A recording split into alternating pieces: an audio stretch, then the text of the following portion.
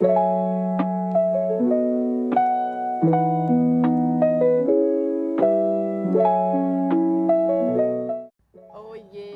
Sejam bem-vindas a mais um episódio do Café Terapêutico. E hoje com um tema super importante e que a gente tava, né, com esse café para sair, mães, trabalhadoras, enfim, agendas estavam difíceis. Hoje eu trouxe a doutora Mariana. Mari, obrigada pelo convite mais uma vez. Obrigada a você pelo convite. Pode falar. Obrigada pelo convite. Nossa! Olha aí! Obrigada por aceitar o convite. Eu de novo. Eu só vou falar essa parte. Corta! Ela vai colocar isso depois, ela vai No ver. erro de gravação, né? Você falou. Obrigada por aceitar o convite, tá? Eu que agradeço por estar aqui. Gente, vamos falar hoje sobre esse tema. Mari, eu já queria conversar com você, o que eu sempre pergunto. Gente, eu quero dizer pra vocês que não é um negócio pessoal, que a maioria é médico, mas eu tenho escolhido médicos assim que eu acho que são temas extremamente importantes da gente falar. E esse é um tema que é pouco falado. Eu tive muitas amigas que passaram por esse processo com dificuldade. E a gente até vai falar sobre isso. Mas primeiramente eu queria saber por que esse lado da medicina. Que essa escolha, né? É isso. Então, primeiro que é isso que você falou, é uma coisa fascinante, né? O mundo da maternidade, o desejo de ser mãe é muito genuíno, vem de gerações em gerações. Apesar de hoje a gente saber que está crescendo muito o número de mulheres que não querem ser mães, mas as que querem é aquela coisa que a maioria, desde que se entende por gente, queria ser mãe. E eu sempre senti esse desejo desde que eu fui fazer GO, ginecologia, eu sentia esse desejo de entrar nesse mundo. Dentro da ginecologia, a obstetrícia é uma área que deixa a gente com uma qualidade de vida comprometida, porque você está à disposição 24 horas, às vezes plantão, coisas que são um pouco mais pesadas. Eu tinha vontade de também ir para uma área que me desse um retorno financeiro bom, com uma qualidade de vida, né, aqui ok, apesar de ser a reprodução, ela exige bastante da gente também, é uma dedicação bem exclusiva. E você falou uma coisa que eu achei super interessante, que exige de você. E aí a gente vai falar, já entrar no caso de que a gente estava até conversando sobre isso. A gente precisa desmistificar um pouco isso, porque o médico não precisa passar, o psicólogo não precisa passar, a nutricionista, enfim, não precisa passar pelo processo, mas quando passa é diferente, tem um olhar diferente. E você passou por esse processo. Conta pra gente como que foi o lado de passar por esse processo para depois a gente voltar pra médica. A gente estava casado, eu e meu marido já há 6 anos. A gente casou, eu tinha terminado a faculdade, queria fazer residência, depois da residência comecei a fazer a pós de reprodução. Então aquela coisa de ficar adiando a maternidade, que é o que acontece com a maioria absoluta das mulheres que vêm pro meu consultório, né? Então, chegou no momento que a gente falou assim, na verdade foi a doutora Clícia, que é a minha inspiração lá, que eu sigo tudo, né? Foi muito por ela que eu fui para essa área também. Ela chegou para mim e falou: Mari, e aí, vamos ver como é que você tá? Porque você já tá casada, vamos tentar engravidar, não vamos ficar demorando não. Quando a gente foi ver, a minha contagem de folículos antrais, que é uma das avaliações do estoque de óvulos, não estava tão legal para minha idade, que eu estava com 32, 31, 32 na época. Não era. Ela, Mari, era para estar melhor. Então já chega, vamos começar a tentar. E aí no meio de 2022 a gente começou a tentar engravidar. E aquela coisa, né, que a gente falou, de todo mês, meu período fértil, ter relações programadas no período fértil, nananã. Quando chegou 11 meses de tentativa sem nada acontecer, eu comecei a achar que estava estranho, né? Ainda mais sendo da área, conhecendo o meu corpo. Falei, eu acho que alguma coisa não está muito legal. Fui na doutora Clícia, conversei com ela. E aí ela sugeriu, falou assim, Mari, então vamos fazer uma inseminação intrauterina, que é um tratamento mais leve do que a FIV, né? Não precisa, o bebê não é feito no laboratório, é só a injeção do sêmen dentro do útero com uma certa forcinha para ele seguir seu caminho. Tá bom, vamos. Mas para isso precisa ser feito a histerosalpingografia.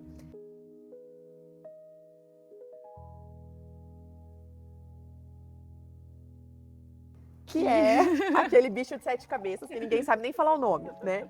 Eu desobstruí, é só isso que eu sei. Que é um exame para ver se as trompas estão pérvias, se as tubas estão abertas, né? Porque é na tuba que acontece a gravidez. O óvulo fica ali e o espermatozoide, o encontro do espermatozoide com o óvulo é feito na tuba. Então, se a tuba está obstruída, a gestação não tem como acontecer. Fui lá fazer esse exame, bela e contente, só de rotina. Quando cheguei, o médico falou pra mim, o radiologista, Mariana, você tá vendo aqui? Não tá passando contraste. Aí eu falei, hã? Aí assim, meu mundo caiu. Resumindo, eu tava com obstrução tubária bilateral, foi o meu diagnóstico. Quando a gente não tem nenhuma das tubas funcionantes, a única possibilidade de uma gestação acontecer é no laboratório. Então, fui pra FIV. Fiquei muito, muito mal. Fiquei muito triste. Depois a gente pode até abordar essa questão das tentantes, né? Como se sente uma tentante após não conseguir, né? Uma coisa dessa. Foi daí, a partir daí a gente fez a FIV. Tive uma resposta maravilhosa, conseguimos 8 embriões lindos, transferi 2 e não engravidei. Então conheci todas as dores das minhas pacientes, né? E depois, fazendo exames para investigar por que eu não tinha engravidado, acabei engravidando natural. Então, assim, foi uma pegadinha da vida aí pra mim. Foi só para passar pelo processo. E é interessante isso, porque a gente às vezes não entende os caminhos, né, que a vida vai tomando. Mas você passou por toda a dor. Essa dor que é justamente na hora da notícia. Como é? O diagnóstico é muito difícil, gente. Eu fazia isso todos os dias com Sabia que era um momento difícil para a pessoa, né? Mas assim, com talvez uma forma automática, empática, tentando acolher, mas assim, quando você passa, é diferente. Então, a sensação que eu tinha é que eu não conseguia fazer uma coisa muito básica, que quem não quer fazer faz. Então, muita gente engravida sem querer, que animal faz, de olho fechado, né? Assim, seres irracionais fazem, e eu não conseguia fazer. Então, assim... Era um olhar como eu não consigo? Não é um olhar como eu não posso? Porque são olhares diferentes, né? Não, eu tinha o olhar de impotência, de que eu tinha uma condição muito cruel, que eu era incapaz de fazer uma coisa muito básica, uma inutilidade. Nossa, Mari. Sem brincadeira, falar meu corpo não funciona pro básico. E dentro da sua clínica, você vê como é o olhar dessas tentantes? A maioria tem a mesma coisa, a mesma sensação que eu. A mesma sensação que eu. Quando eu falo isso pra elas, elas sempre choram. Quando eu falo, olha, eu me senti assim, assim, assado, não sei se foi assim com você. No momento que elas choram é quando eu falo isso. Porque elas se entendem, elas se veem ali na minha fala. Talvez elas não consigam falar sobre isso. E até entra naquele outro lado que a gente estava conversando, né? De muitas mulheres, muitas famílias passarem por esse processo em silêncio, inclusive. Em silêncio. Com medo de falar, pelo medo do julgamento, que muitas vezes está nela. Muitas vezes está nela. Porque assim, quando você abriu, é que você também não ficou isso só para você, mas quando você abriu, você sentiu o julgamento das pessoas? Como que foi isso? Tati, sinceramente não senti, porque o meu perfil ele é voltado para isso, né? Eu tenho o meu Instagram muito para tentante mesmo. Não, eu falo você, Mariana. Na família, você diz? Porque olhando o olhar da paciente. Bem leve, senti. Ah, sério? Bem leve. Do tipo assim, na verdade não quando eu estava fazendo o tratamento. Depois que eu engravidei natural, eu senti uma coisa do tipo assim, aí, tá vendo? Não Se tivesse esperado no tempo de Deus, sabe aquela mensagem subliminar? Uma outra pessoa aconteceu. Mas... Precisava passar por tudo aquilo? Entendeu? E eu senti bem leve. Mas na maioria durante o meu processo, não eram muitas pessoas que sabiam, né? Minha família e amigos mais próximos. Eu fui bem acolhida, graças a Deus. E como que é no consultório isso? As pessoas têm isso ou você sabe, assim, de pessoas que estão vivendo esse momento que é difícil sozinha? É muito solitária a infertilidade. Por quê? Começa com as perguntas. Então, por isso que eu sempre bato nessa tecla. Não pergunte pro casal se eles não querem ter filhos, por que ela ainda não engravidou. Nossa, tá demorando, por que vocês... Vamos, gente! Fiz isso esses dias, falei pro Bruno, né? Porque... Peraí, deixa eu te interromper. Esse ser de limão. Olha aí. Boa. Aí, pronto. Esses dias a gente estava conversando e um casal, e o Bruno perguntou, né? Vocês já estão na hora. E aí a pessoa, tipo, Aí, e o Bruno foi mó inocente, porque ele foi mesmo. Aí eu virei pra ele e falei, amor, não faz esse tipo de pergunta. Ele falou, ai, por quê? Eu falei, porque você não sabe se eles não estão conseguindo. Exato. E isso por mais. Aí o Bruno falou, mas nossa, eu queria incentivar. Então, mas é que a pessoa que tá passando por aquele processo, é aquela coisa, né? Qualquer cisco é um Francisco. Por quê?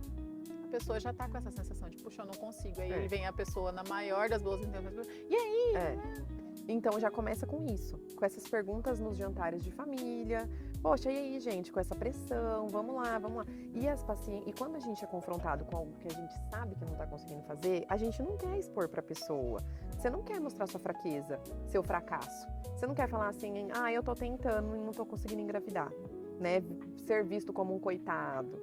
Então, aquilo ali, a pessoa se cala mais ainda, fica sofrendo em silêncio, porque ela não quer falar naquela pergunta. E aí, então já começa aí.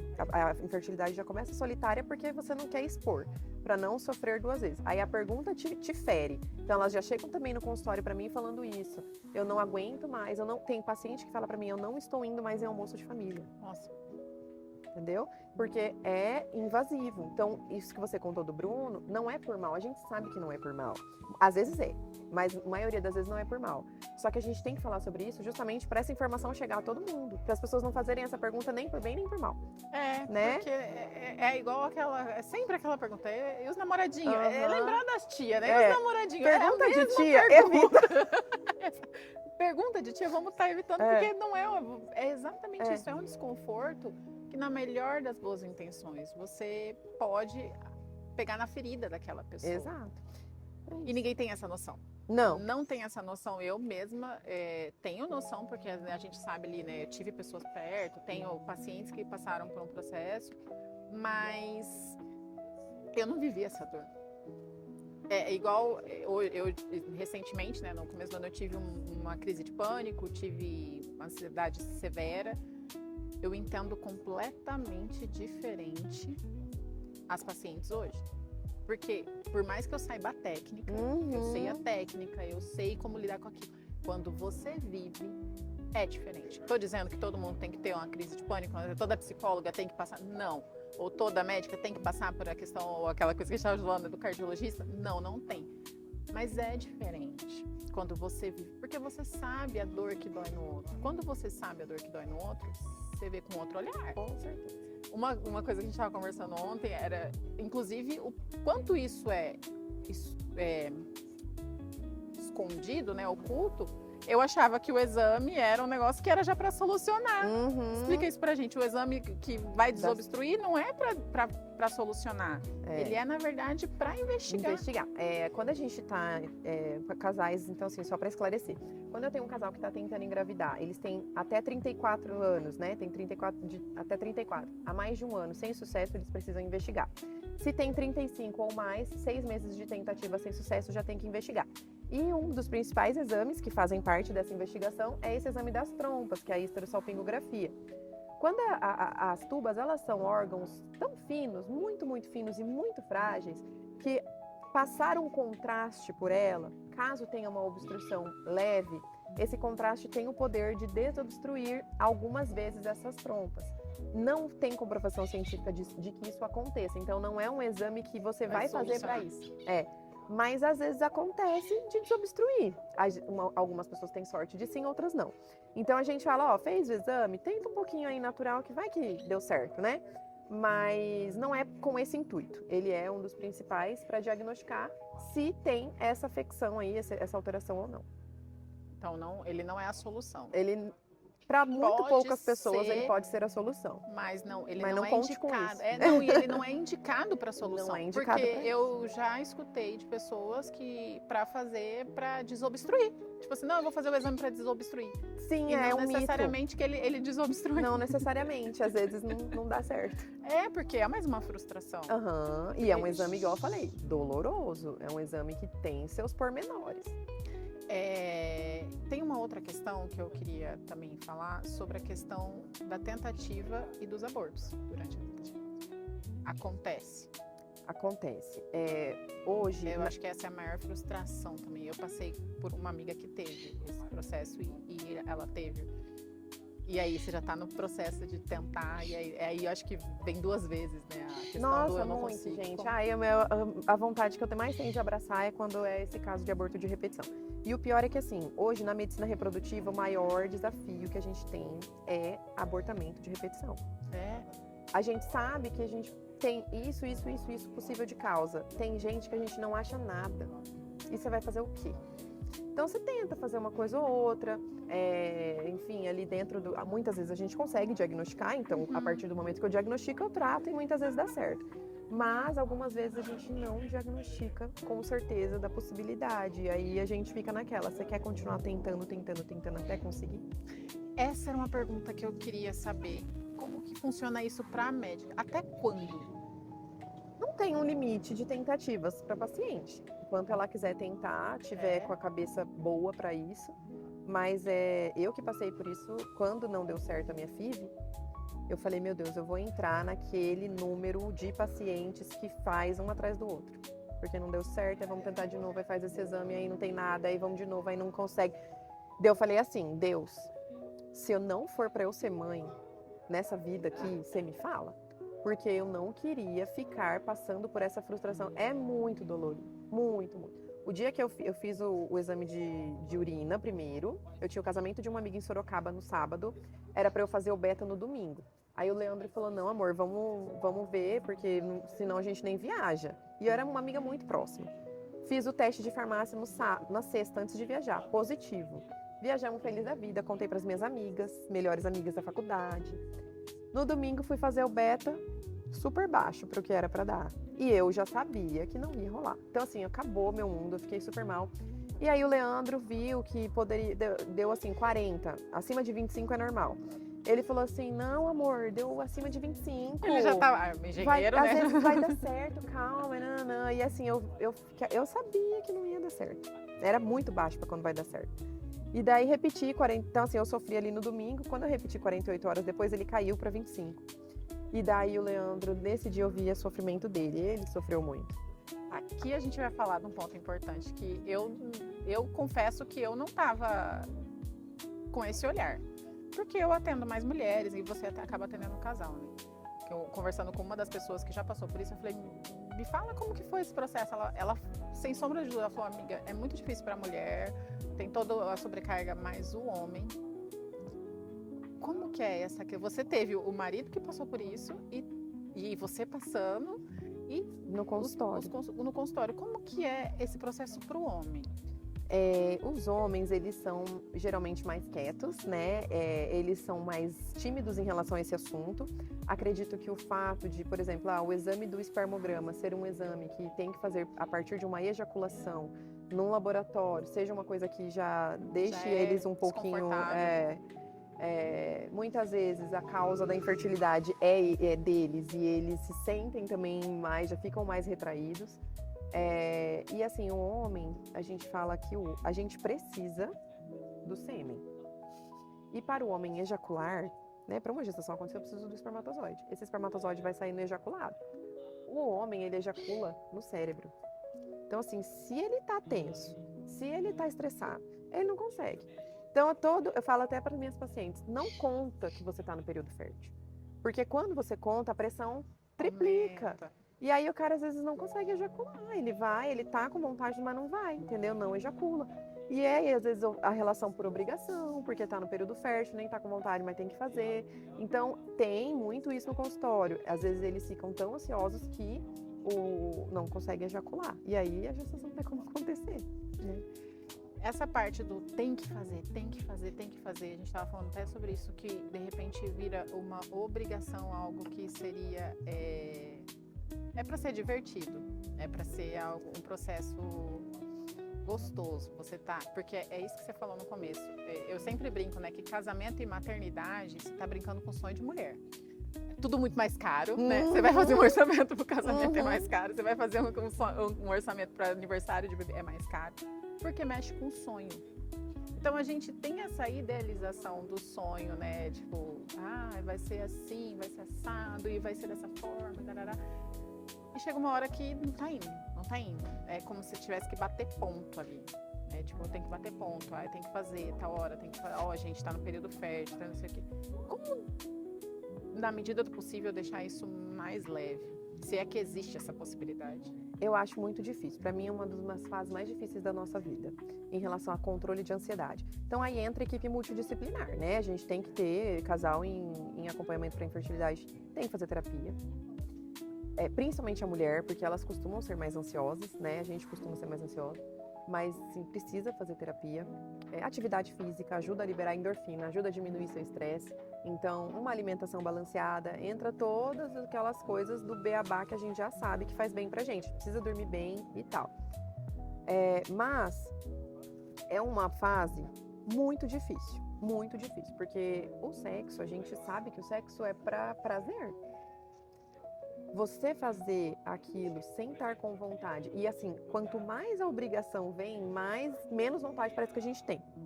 Tanto que eu falo para as pacientes, doutora do céu, tô fazendo exame e engravidei sem querer, meu Deus, e agora? Eu falo, agradece a Deus.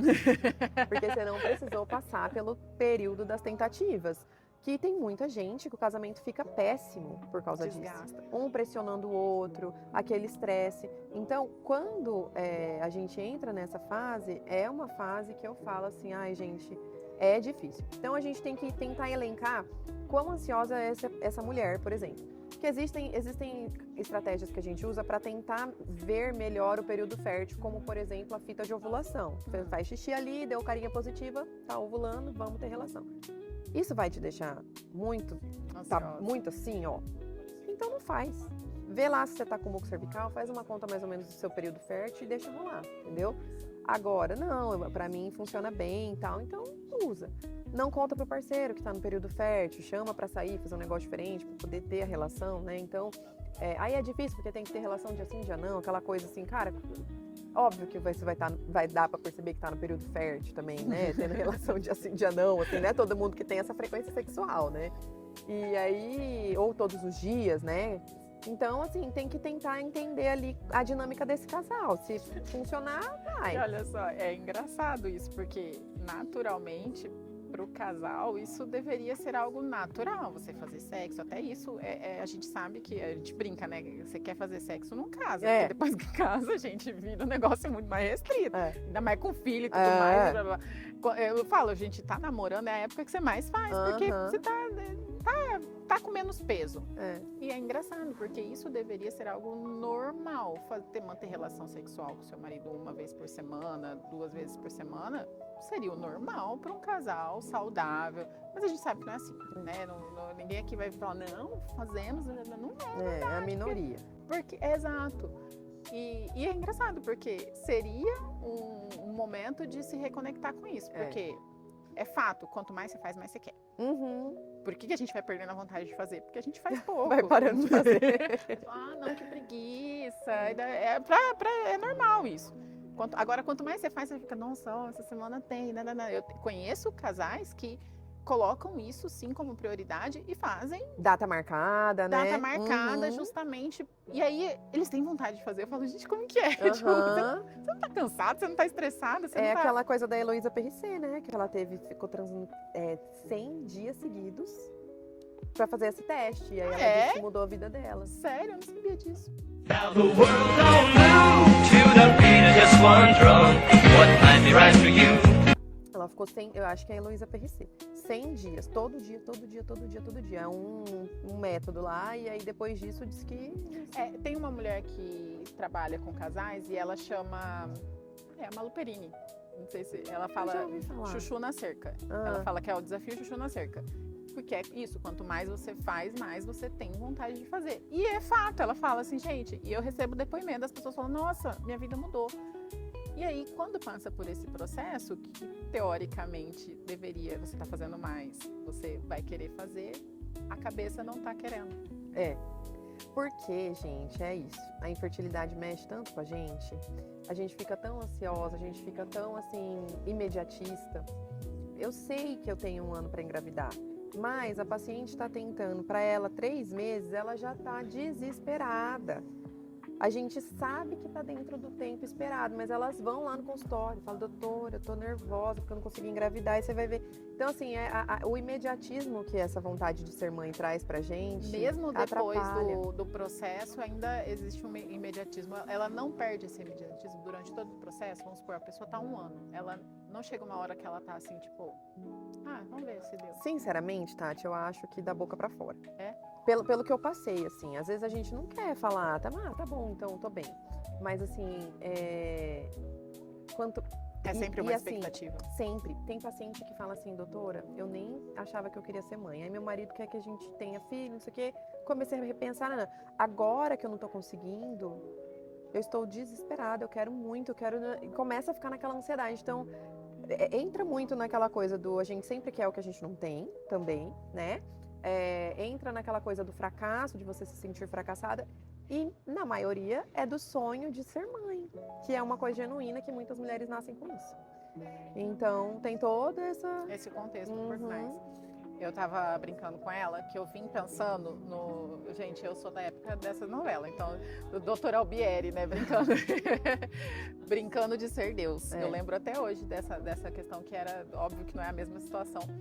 Mas eu queria falar muito sobre essa história das pessoas, do conflito que as pessoas têm entre eu tenho a ciência a meu dispor e a questão da espiritualidade, do quanto eu devo tentar, se é isso, se não é. Como que acontece isso dentro do consultório? Ainda é um tabu grande, né? Esse negócio de brincar de Deus e tudo mais. Porque a vida, ela é muito mágica, né? Então, assim, você conseguir gerar uma vida, é um mistério até hoje. Então, quando eu pego e consigo fazer isso num laboratório, opa, pera lá, será que Deus quer isso? A vida só pertence a Deus, só Ele pode dar, só Ele pode tirar. Então, assim, será que eu posso me envolver com isso? Mas isso é o que as pacientes trazem para mim no consultório, né, as religiosas, que eu já ouvi falar. É um super conflito para quem é muito religiosa.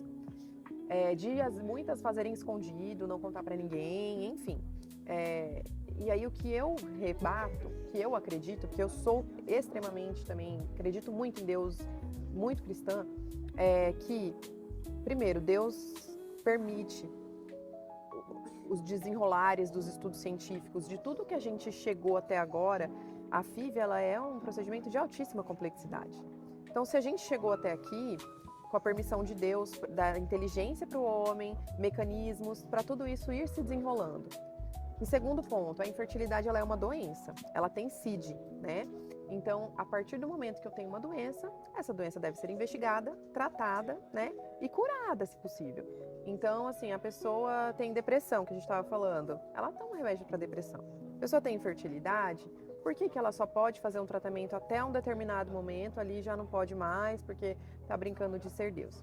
E o terceiro ponto, sendo que eu acredito que as coisas acontecem a partir de uma permissão de Deus.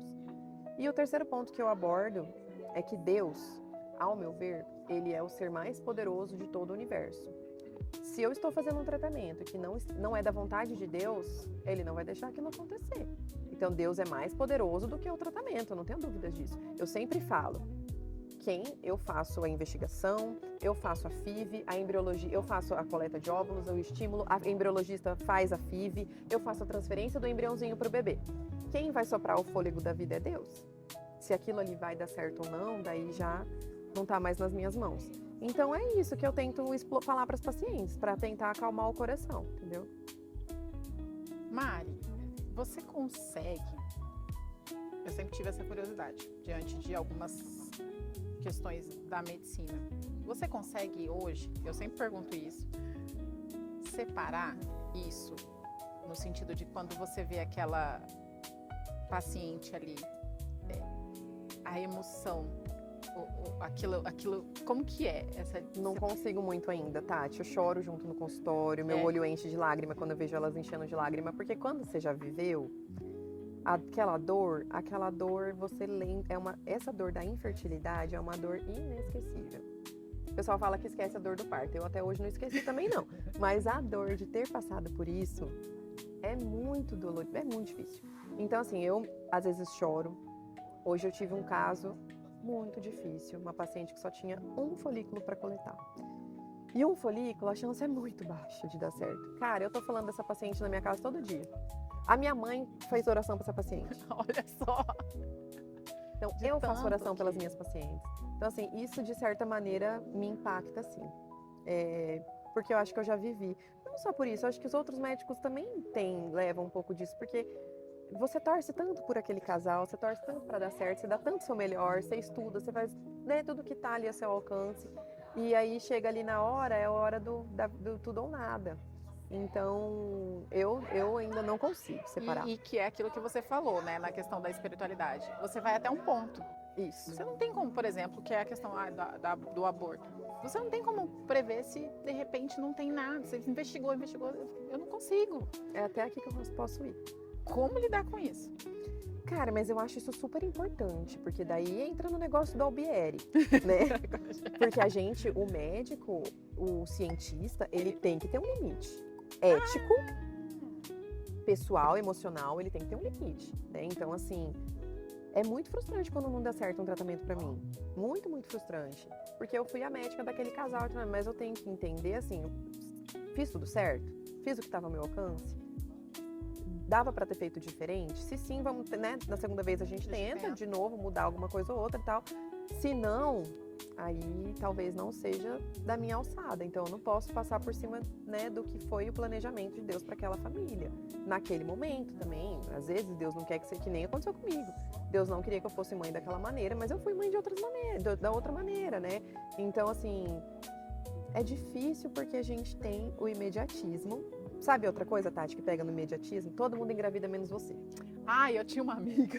Gente, é impressionante. Ela falava assim, eu não aguento mais gente que me fala assim, nossa, engravidei. Escorreguei e engravidei. Ela ficava doida, ela falava, cara, eu vou dar na cara. Se mais alguém...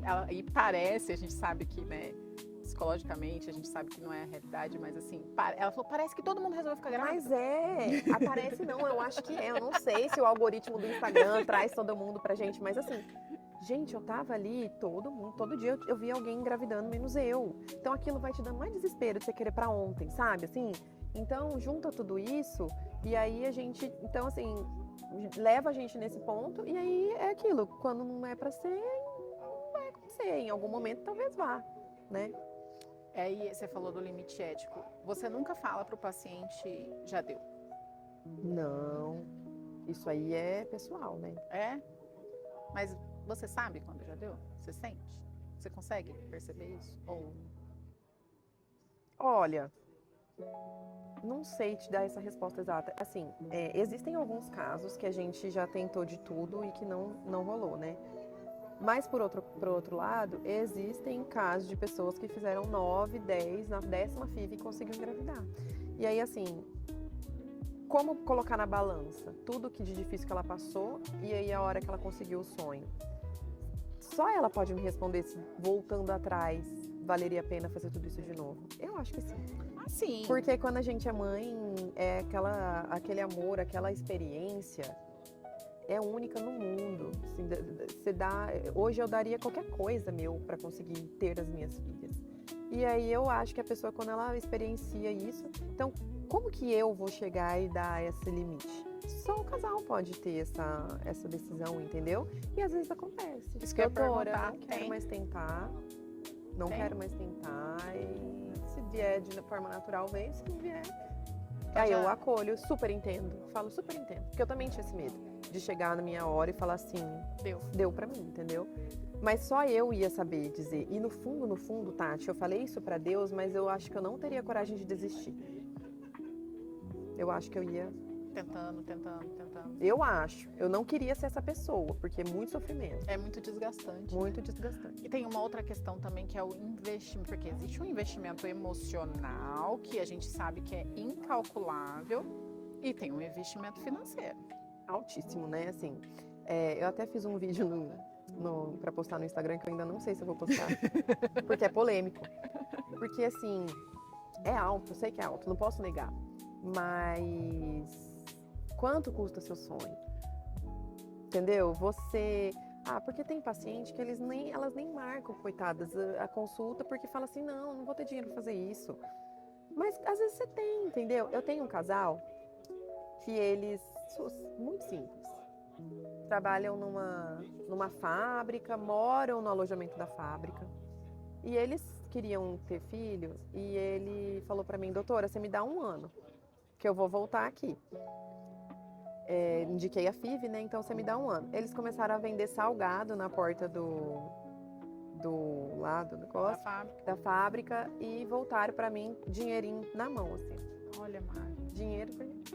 Então, assim, é caro, mas vai lá ver se às vezes pode ser para você.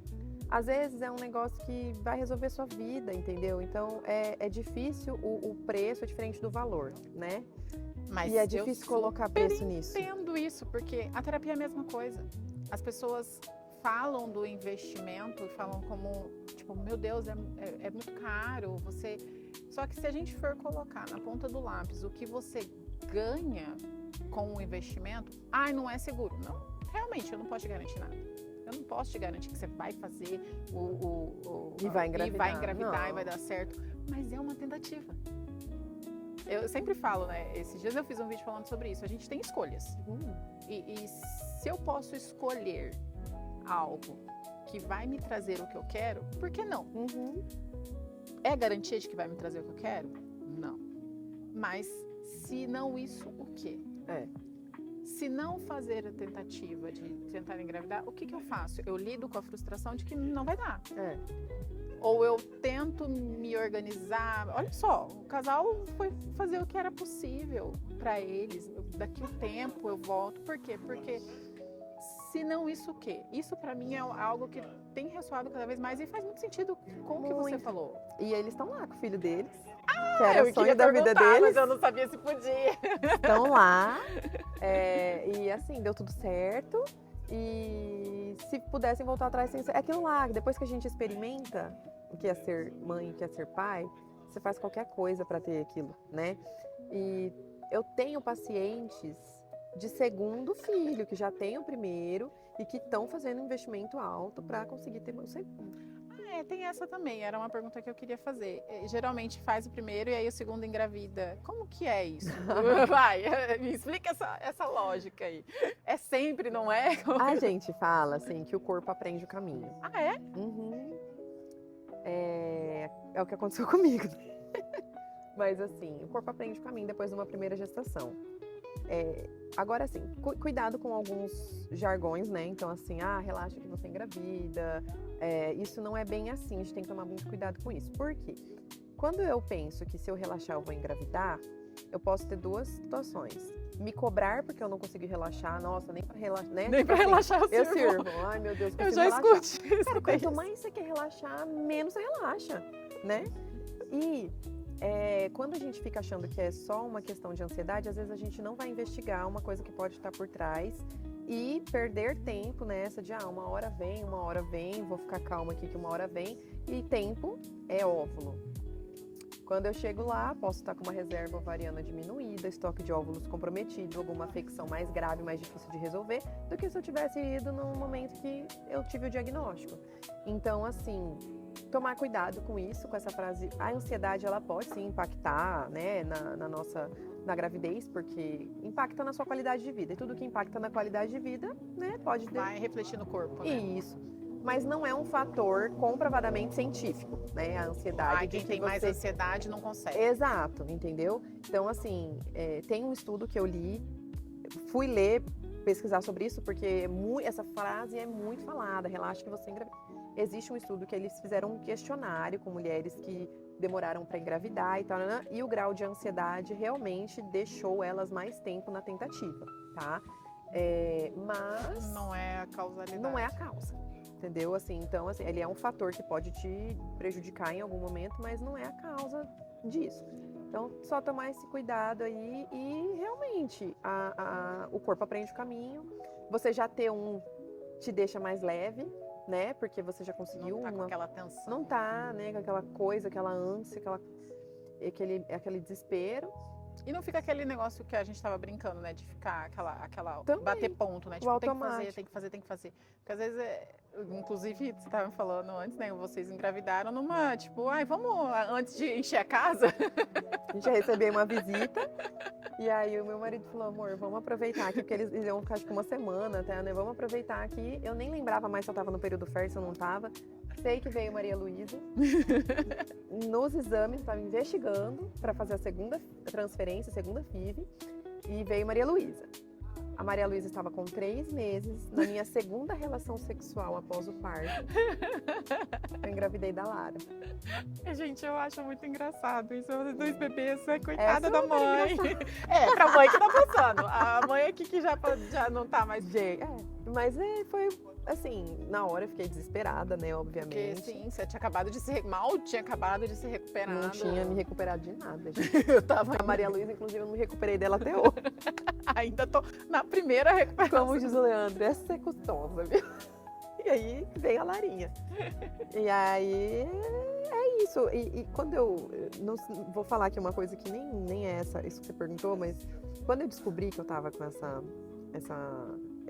alteração nas trompas, eu fui lá na casa da minha mãe, chorei, falei que eu tava muito triste, fiquei muito desesperada.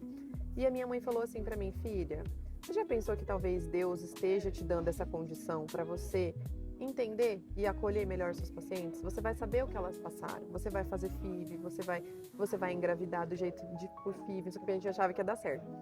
E aí eu fiquei pensando que realmente, assim, pode ser isso, porque depois eu engravidei natural, então que trompa obstruída era essa, né? E eu tentei engravidar, não consegui natural. Fui fazer FIV, tive o diagnóstico horrível, né? Fiquei mal. Fiz a FIV, não deu certo, tive meu negativo na FIV. Engravidei sem querer 2 vezes. Então, Ou seja, sem querer, né?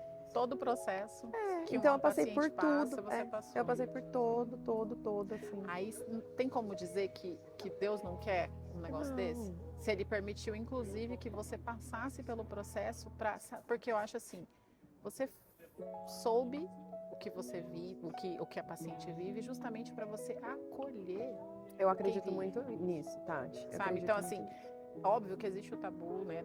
Não da espiritualidade, porque eu não vejo que a espiritualidade tem um tabu, mas a religião.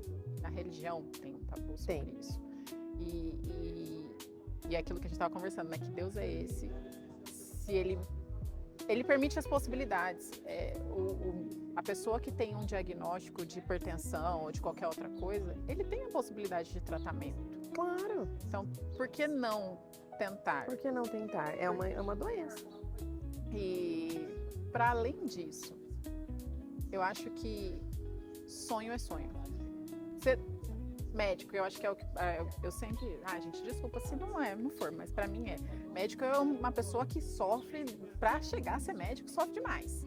Eu tenho um amigo que ele fala assim, cara, não deixa a sua filha fazer medicina se ela quiser, porque é muito sofrido e demora muito pro retorno. É muito investimento e demora muito pro retorno, porque são anos de faculdade aí, anos de especialização.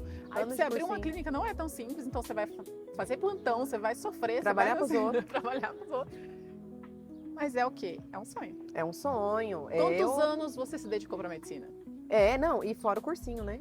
Que você faz, você não consegue passar no vestibular, porque é super concorrido. Então, assim, anos de cursinho, 6 de faculdade, no meu caso, 3 de residência, 1 de especialização, que na verdade essa minha especialização eu fiz a pós-graduação 1 ano, só que é uma pós-graduação que todo ano tem, a gente sempre se Atualização. rematricula para continuar sendo atualizado, né?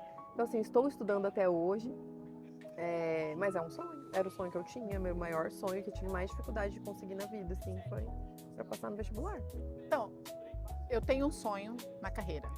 Eu me dedico, eu invisto financeiramente nisso, porque não é barato. A gente hoje concluir uma carreira não tá fácil, não tá simples e temos muitas possibilidades. Então, eu invisto numa carreira. Por que não investir num sonho? Por que não investir em algo que... Cara, a gente é suspeita porque a gente é mãe. Uhum. Mas assim, é algo que o retorno não tem preço e tem muito valor. E o sonho, Tati, assim, claro que não querendo colocar preço no sonho de ninguém, mas assim, você sonhar em ser mãe ou ser pai, não é igual você sonhar em comprar um carro. Ah, não. Carro não te assim, acorda de madrugada. É um sonho que pra mim, assim, é muito superior, né, assim, então... Por isso que as pessoas, a maioria, acaba dando tudo de si pra conseguir, porque aquilo te move mesmo. É um sonho que te move. É um sonho que te move. fato, a maternidade, a paternidade, ter um filho é um sonho que te move. Ontem eu vi um vídeo de uma pessoa que estava falando sobre isso, que ele corre maratonas e tudo mais. E aí o filho dele tem um diagnóstico de neurodivergente, e aí ele estava falando que, tipo, ele corre porque o filho dele fica tão feliz quando vê ele correndo. Então, essa é a motivação dele. O filho move a gente para coisas que a gente nem imagina que poderia fazer. Passar por um processo doloroso, passar por um processo desafiador, passar por um processo que esfrega na minha cara coisas que muitas vezes eu não quero enxergar, porque assim, eu conheço pessoas que passam por isso e são pessoas extremamente controladoras. Eu não consigo controlar isso, eu não consigo lidar. Mas é aí que tá a maternidade. A maternidade, ela Já te começa. tira do controle desde o momento zero. E eu falo toda vez que eu posto, todo ano que eu posto vídeo de Dia das Mães, eu mando um recadinho para as tentantes. Porque a vontade de ser mãe é tão forte que você passa justamente por você passa por exames invasivos, você passa por olhares de pessoas te julgando, você passa por tratamentos invasivos, tem tratamento de FIV, você vai ficar se furando todo santo dia. Paciente que tem trombofilia, tem que usar Clexane lá, ou enoxaparina, vai se furar todos os dias durante toda a gestação e até 2 meses depois que passou. Então, assim, gente, se isso não é uma dedicação, né? Então eu falo, as tentantes, elas já são mães no coração delas antes, porque ser mãe é isso, é essa dedicação incondicional. Difícil, muito difícil. Mari, eu sempre pergunto para as minhas convidadas, porque eu falo muito sobre valores, né? Sobre o quanto os nossos valores, eles nos guiam, nos motivam. E eu sempre faço essa pergunta de quais são os seus valores pessoais, enquanto Mariana esposa, mãe, filha, e os seus valores enquanto médica. Você consegue delimitar esses dois? Desde, assim, meus valores enquanto esposa, eu tento muito, assim, a parceria, né? Eu acho que a gente é muito parceiro um do outro, assim, é o que eu gosto de estar junto ali. A gente tem esse preceito, a gente se fala todo dia, até postei. Toda vez que eu vou fazer uma captação, ele manda mensagem: e aí, amor, deu tudo certo? Como foi? Não sei o quê. Então, a gente é muito companheiro, assim. Com as minhas filhas, todos os dias, quando eu faço as minhas orações, eu peço para Deus que eu quero ser uma mãe acolhedora. Eu quero trazer um acolhimento para elas, de forma que elas consigam ver em mim apoio para tudo, qualquer coisa que elas passarem, certo ou errado. Então eu quero ter, assim, aí até falo assim, eu preciso saber até onde acolher e até onde dar os meus, né, piti. Mas assim, eu queria ser essa mãe acolhedora, que elas conseguissem ver em mim um lugar para correr. E dentro do consultório também é essa palavra acolhimento, justamente porque eu vivi isso. Então, quando você vive uma situação, ainda mais, igual a gente estava falando, a infertilidade é muito solitária. Mariana Rios falou isso, né? A infertilidade é muito solitária. Você não pode contar pra ninguém, porque você, vai que não dá certo. Você engravida, você não quer contar até 12 semanas, porque vai que não dá certo. Então, assim, é aquela coisa, você fica vivendo ali sozinha, E a FIV é mais solitária ainda, porque ninguém quer falar que teve filho por FIV. Gente, o óvulo, né, e o espermatozoide saiu ali do casal. Às vezes é óvulo doado para pacientes que não têm, né, mais reserva ovariana. Mas quem gestou, quem engravidou ali foi aquela mulher, o bebê entrou em contato com os genes daquela mulher, ele desenvolve coisas daquela mulher, sendo óvulos dela ou não. Aquilo ali é seu. Por que ter vergonha de falar? E é uma coisa que eu bato muito na tecla no meu Instagram, por isso que eu quis fazer minha série, investir também dinheiro nisso, quis contar para todo mundo a minha história, porque eu quero que as pessoas se sintam acolhidas durante o processo de FIV, que elas falem assim, não é só comigo. Todo mundo engravida, mas você também pode conseguir engravidar do jeito que for para ser. Se for com FIV, maravilha. Graças a Deus tem um tratamento para isso. Não ficar também, ai meu Deus, meu filho foi por FIV e tal, entendeu? Que é o que acontece, muita gente esconde, muita gente mente. E aí é isso que eu queria, que o meu grande objetivo do Instagram falar sobre isso, é que eu queria que as pessoas se sentissem que eu também fiz Entendeu? Essa semana passada foi uma paciente, falou, doutora, eu só vim aqui em você porque eu fui no seu Instagram e você passou por isso. Olha só. Eu falei, eu tenho que ir nela, porque ela sabe o que eu tô vivendo. E é isso, gente. A gente falar mais sobre isso vai sempre acolher a mulher que tá passando por essa situação, né? Então, acho que o acolhimento também, eu tento levar muito isso para dentro do consultório. E super interessante isso, porque a gente estava falando antes, né, hoje em dia, com o mundo como tá cheio de informações, a gente tem procurado cada vez mais profissionais que de alguma forma passaram por aquilo, que de alguma forma viveram aquilo, que talvez não seja com você, mas teve uma prima, uma irmã, não sei, alguém muito próximo que envolva o emocional. Porque hoje em dia o ser humano está buscando cada vez mais ser humano. Né? Apesar eu acho que tem tanta informação, tanta coisa tecnológica, né? Tanta coisa. A gente está informatizando tanta coisa que quando a gente busca um profissional, a gente busca um profissional humano. Não uma pessoa que só sabe as técnicas. Porque é isso, saber as técnicas é o básico. O diferencial é o tratamento, né? É o tratamento, é a humanidade. E cada um tem o seu. E isso que você falou é uma realidade, Tati, porque a gente se transforma em todos os aspectos, né? Eu sou obstetra, por exemplo, né? A gestante, ela é uma paciente que demanda muito. Ela tem muitas dúvidas, às vezes fica mandando coisa fora de hora, umas coisas nada a ver, toda hora quer perguntar, vai no plantão toda hora porque acha que pode estar acontecendo alguma coisa. Sentir uma cólica. E às vezes você ali no dia a dia, você fala, putz, de novo essa mulher aqui, cara. Nossa, mas eu já falei que não, sabe assim? Quando você passa pelo outro lado, você vê como é, né? Eu tenho amigas que são pediatras e que, poxa, gente, mãe de recém-nascido bombardeia a pediatra, né? Então elas também, ai, que saco, toda hora essa mãe aqui manda, né? Não que não queira atender, mas chega uma hora que todo mundo é ser humano, né? E aí essa minha amiga falou pra mim, ela falou, eu mudei totalmente o meu consultório.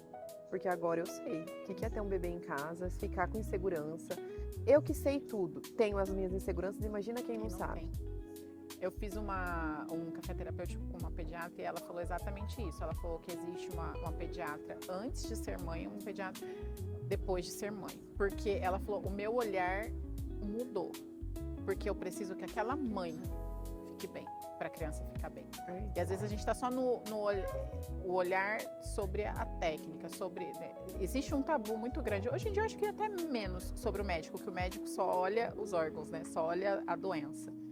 E que bom que cada vez mais existem médicos mais humanos, médicos que estão procurando sim trazer ali talvez a sua vivência, seja em qual área for, para humanizar isso. Sim. Mari, muito obrigada mais uma vez.